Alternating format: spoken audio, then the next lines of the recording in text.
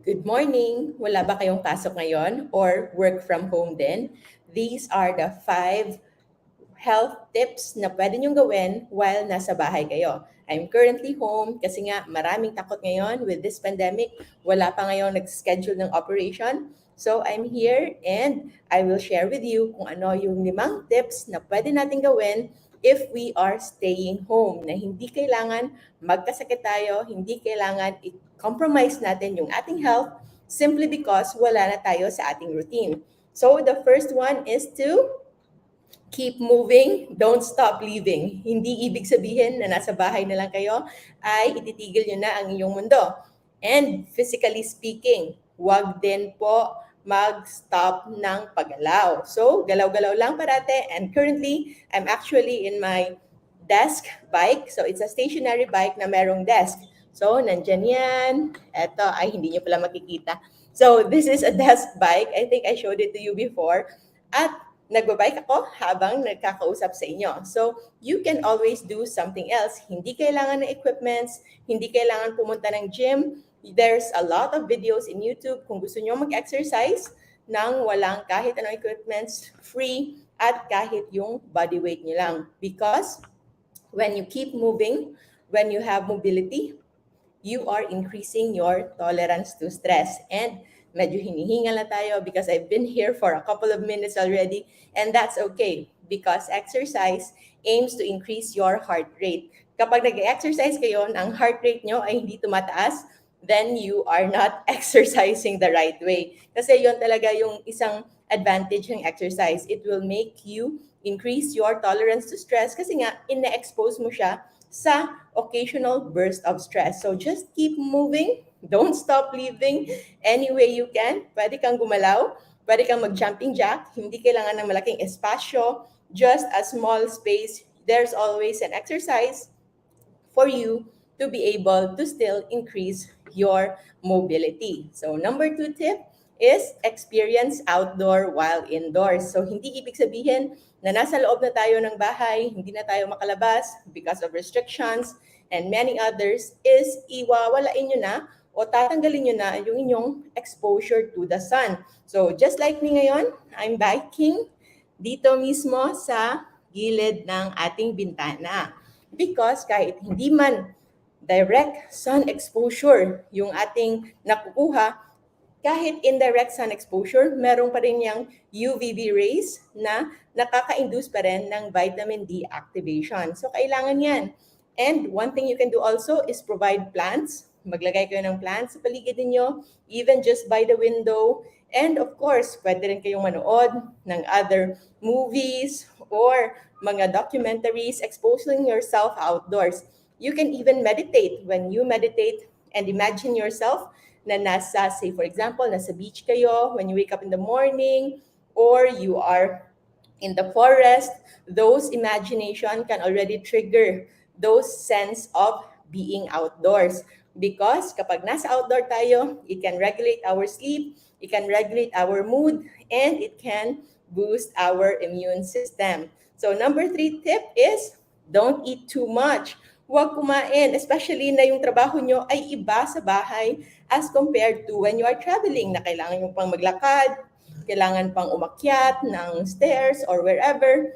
And if ever bored kayo, kasi I think yun yung parating reason why people actually eat too much sometimes. Kasi wala silang magawa. Sanay na sanay sila that their day is always filled, tapos biglang wala na silang gagawin, and that alone can lead to boredom. At ano yung unang pumapasok kapag bored yung tao? Pagkain. So if you are bored, do something else instead. Plan your day. Kung meron kayong project na kailangan tapusin, tapusin nyo na. Kung meron kayong mga hobby na gusto nyong simulan, simulan nyo na. Pwede nga magsimula kayo ng mga tutorials in YouTube or whatever that makes you feel good without involving too much foods. Because kapag sumusobra yung inyong pagkain when it comes to your physical activity, for example, then you might have an unnecessary weight gain.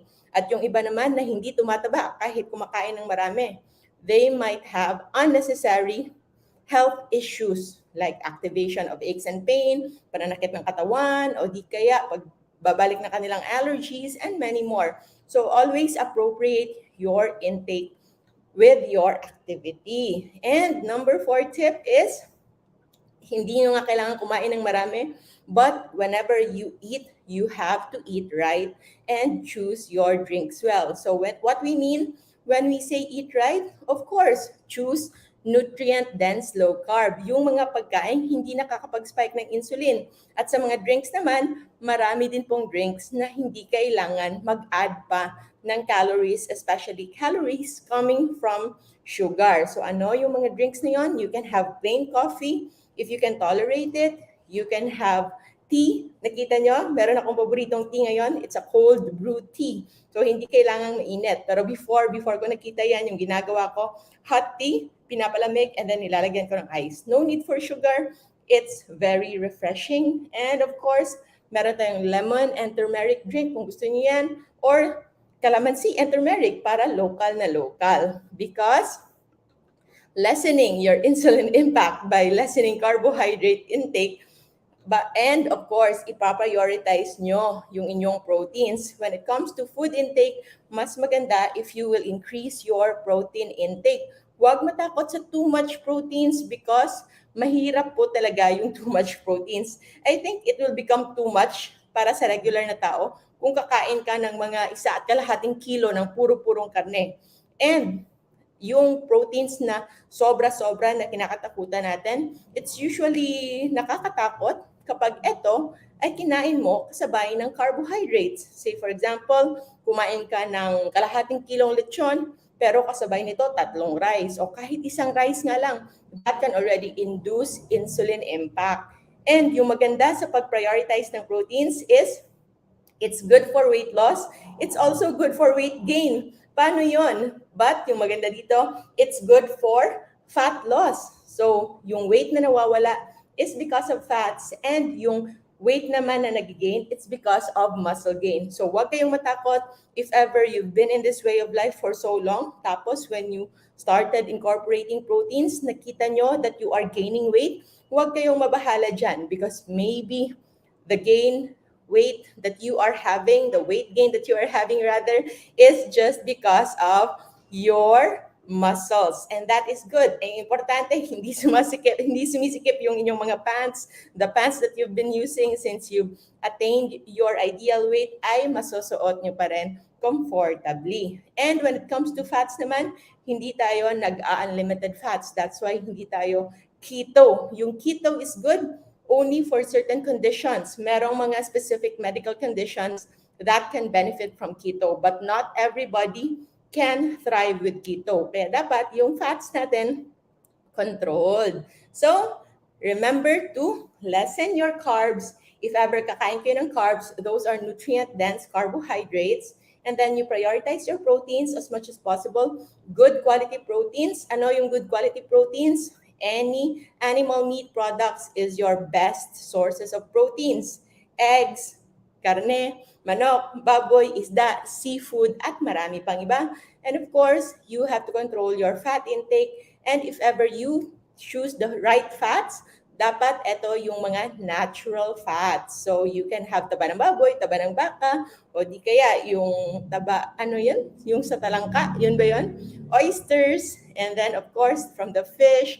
And kung sa plant naman, you can have extra virgin olive oil and coconut oil. Sa prutas, kung merong avocado, those are also good sources of fats. But of course, you have to control it if ever sobra-sobra na yung taba ninyo sa inyong katawan. Like say for example, if you have fatty liver, if you have hypercholesterolemia, but before you control your fats, number one is lessen your carbohydrate first because mas may impact yan sa ating katawan when it comes to healing as compared to control fat. So of course, you also follow the other tips. And lastly, don't live in fear, just like so many others na halos hindi na makagalaw. Yes, it's good to have a healthy dose of fear, a healthy dose of skepticism, and many more. Pero hindi pwedeng mabuhay lang tayo sa takot. We can do whatever we can do, But we have to continue living nga. So kung ano man yung kinakatakutan nyo, try to address it. Say for example, in this pandemic, kung takot kayong magkasakit, then maybe it's time for you to really improve on your health. Good news, we have a lot of videos, hundreds. Baka nasa 500 na siguro yung videos natin, no? All in all. And you can watch all of those if you want some tips when it comes to healthy low carb lifestyle and safe intermittent fasting, because positivity and faith, yung panalangin, yung pagiging positive will strengthen your immune system. At kung meron na kayong sakit, it can even make your healing faster. So yun yung pinaka-importante sa lahat. So to summarize, you can move or exercise, experience outdoor while indoor. So sun exposure, kahit indirect lang like this one. You can do intermittent fasting. Hindi kailangan kumain parate all the time just because you're home. And when you eat, choose nutrient-dense low carb.